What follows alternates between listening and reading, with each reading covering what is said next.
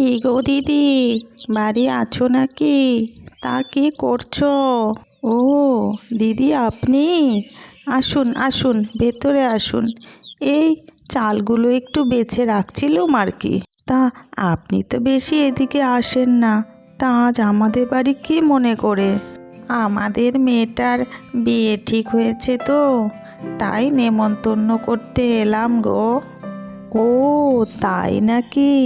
তা বেশ বেশ, এ তো খুব ভালো খবর, খুব আনন্দের কথা। তা যা বলেছেন দিদি, সত্যিই খুব ভালো হয়েছে। আমাদের জামাইও খুব ভালো হয়েছে, বেশ মোটা অঙ্কের মাইনে পায়, সরকারি চাকরি করে কি না। ও তাই নাকি? সরকারি চাকরিজীবী ছেলে। তা আপনাদের মেয়েটাও তো বড় হয়েছে, তার বিয়ের সম্বন্ধ কিছু করছেন না? তা আবার চেষ্টা করছি না দিদি, চেষ্টা তো করছি, একটা ভালো ছেলে পেলেই মেয়েটার বিয়ে দিয়ে দিব। হ্যাঁ হ্যাঁ, চেষ্টা করুন, না হলে তো পরে বিয়ে দিতে কষ্ট হবে। মেয়েদের আবার অত বড় করতে নেই। আর তাছাড়াও আপনার মেয়ের গায়ের রঙটাও তো একটু চাপা। দেখুন, দেখে শুনে একটা বিয়ে দিয়ে দিন। আচ্ছা, আমি এখন আসি। আপনারা সবাই মিলে আমার মেয়ের বিয়েতে অবশ্যই আসবেন কিন্তু। এই বলে প্রতিবেশী মহিলাটি চলে যান। আসলে কথায় আছে না, আপনার ছেলে মেয়ে নিয়ে আপনার থেকে প্রতিবেশীদেরই মাথা ব্যথা বেশি হয়।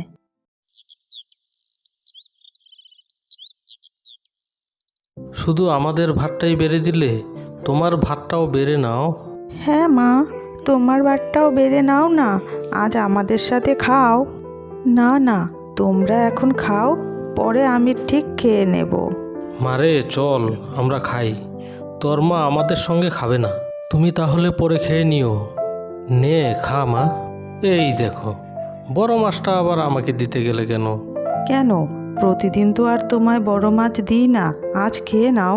হ্যাঁ বাবা, তুমি তো আর বড় মাছ খাও না, আজ খেয়ে নাও। না রে মা, তুই খা, বড় মাছটা আমি তোর জন্যই আনি, তুই খেলে আমার আনন্দ হয়। তুমি এখনো জেগে আছো, ঘুমাওনি? তোমার সঙ্গে দুটো কথা ছিল যে। না ঘুমাইনি, বলো কি বলবে।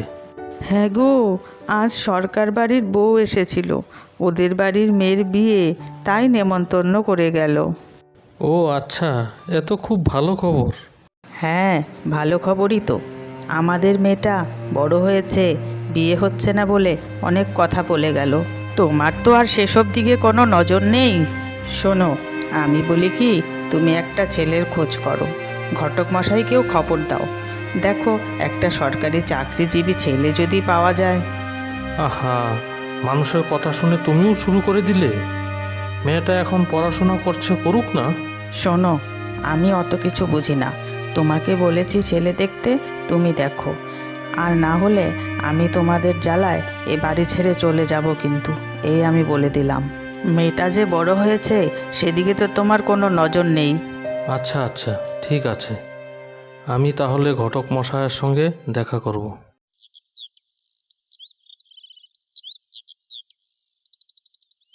বাড়িতে কি কেউ আছেন? কে? আরে, ঘটক মশাই যে, আসুন আসুন। শ্যামল কি বাড়িতে নেই? না, উনি তো নেই, আপনি ভেতরে আসুন।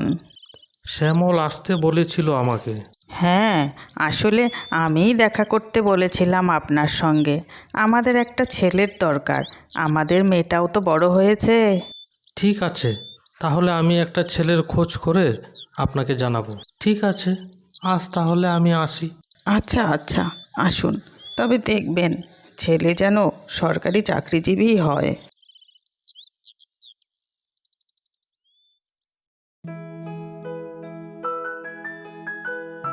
শ্যামল, বাজারে গিয়েছিলে? হ্যাঁ, বাজারেই গিয়েছিলাম। তা আপনি কোথায় গিয়েছিলেন? আসলে আমি তোমাদের বাড়িতেই যেতাম, তা এখানে তোমার সঙ্গে দেখা হয়ে ভালোই হয়েছে। ও তাই? হ্যাঁ, তাহলে বলুন কি ব্যাপার। আমি একটা ছেলের খোঁজ পেয়েছি, ছেলেটা সরকারি চাকরি করে। ওরা চাইছে আজকে তোমাদের বাড়িতে আসতে। ঠিক আছে, তাহলে আমি বাড়ি গিয়ে বলি নিয়ে আসুন আজ তাহলে ছেলেটাকে। বউ, ঘটক মশাইয়ের সঙ্গে দেখা হলো, আজ উনি ছেলে নিয়ে আসবেন বলেছে। ও, তাহলে তো অনেক ভালো কথা। আমি তাহলে বাড়ি গোছগাছ করা শুরু করি।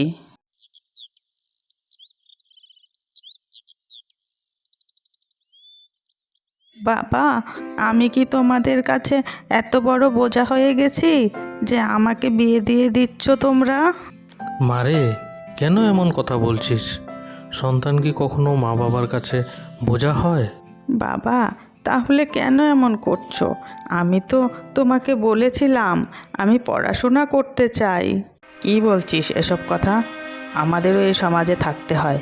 ঠিক সময়ে মেয়ের বিয়ে না দিলে 10 জনের 10 কথা আমাদেরকেই শুনতে হয়। তুই এইসব বুঝবি না। যা এখন এখান থেকে, এসব বাজে কথা আর বলবি না। তুমি কিন্তু মেয়েটাকে এইভাবে কথাগুলো না বললেও পারতে। এই দেখুন আমাদের মেয়ে। আমার মেয়েটা সব দিক দিয়েই লক্ষ্মী। বাড়ির কাজ, সংসারের কাজ কোনোটাই বাকি নেই, সবটাই করতে পারে। আপনাদের কি আর বলবো, আমার মেয়েটা সত্যি রূপে লক্ষ্মী, গুণে সরস্বতী। থাক থাক, ওসব কথা আর বলবেন না। ওসব কথা তো সব মেয়ের মা বাবাই বলে। পরে তো দেখা যায় মেয়ে কোনো কাজই করতে পারে না। তাই এসব লোক ভোলানো কথা আমাদের সামনে বলবেন না। এইসব কথাবার্তা শুনে মেয়ের বাবার মনে মনে অনেক রাগ হচ্ছিল। আহা গিন্নি, ছাড়ো তো এসব কথা। আপনাদের মেয়েকে আমাদের পছন্দ হয়েছে। তা বিয়ের পাকা কথাটা বলার আগে দুটো কথা বলতে চাই। আমাদের ছেলে চাকরি করে, তাও আবার সরকারি চাকরি। ছেলের অফিস যাওয়ার জন্য যদি একটা মোটর সাইকেল দিতেন তাহলে খুব ভালো হতো। দাবি তো আমাদের বেশি কিছু নেই, তবে আমার ছেলেটা একটা ঘর বানিয়েছে, সেই ঘরটা একটু গুছিয়ে দেবেন কিছু জিনিসপত্র দিয়ে। ব্যাস, আমাদের দাবি তো এতটুকুই। আর সোনা দানার কথা তো বলার কিছু নেই, আপনাদের মেয়েকে আপনারা সাজিয়েই দেবেন। তবে দেখবেন যেন সোনার গয়নাগুলো একটু ভারী হয়, না হলে বোঝেনি তো আত্মীয় স্বজনরা নানান ধরনের কথাবার্তা বলবে। সেসব তো আপনারা বোঝেনি। আর বিয়েটা সারার জন্য যদি লাখ দুয়েক টাকা দিতেন তাহলে খুব ভালো হতো। বিয়ে মশাই, আমরা গরিব মানুষ, এত জিনিসপত্র আমরা কি করে দেব বলুন তো? দেখুন, আমাদের ছেলেকে আমরা অনেক কষ্ট করে পড়াশোনা করিয়েছি। চাকরিজীবী ছেলেও চাইবেন আবার কিছু দেবেনও না, এটা তো হতে পারে না। আর তাছাড়া আপনার মেয়েও তো অত আহামরি সুন্দরীও না। আর আমার ছেলেও তো লাখে একটা, বুঝলেন? কত মেয়ের বাবারা লাইন দিয়ে আছে আমার ছেলের কাছে বিয়ে দেওয়ার জন্য। এত কিছু শোনার পর আর প্রীতির বাবা চুপ করে থাকতে পারল না।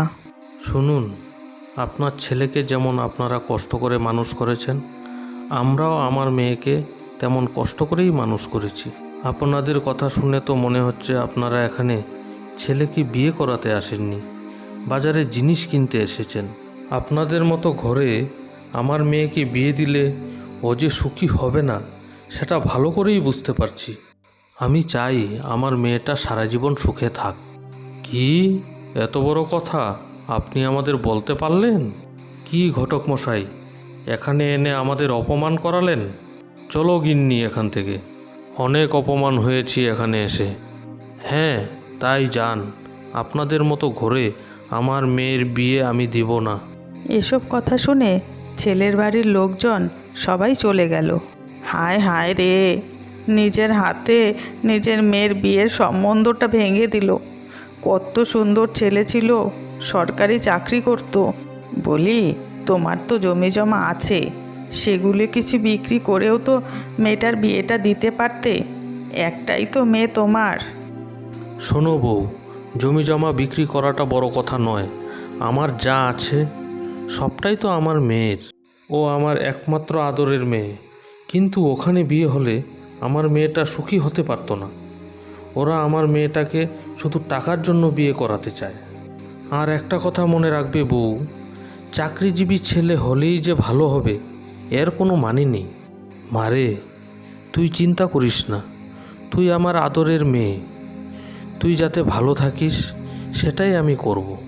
আর বউ শোনো, আমাদের মেয়েকে যারা টাকার জন্য নয় ভালোবেসে পছন্দ করে বিয়ে করে নিয়ে যাবে, সেখানেই আমি আমার মেয়েকে বিয়ে দেবো।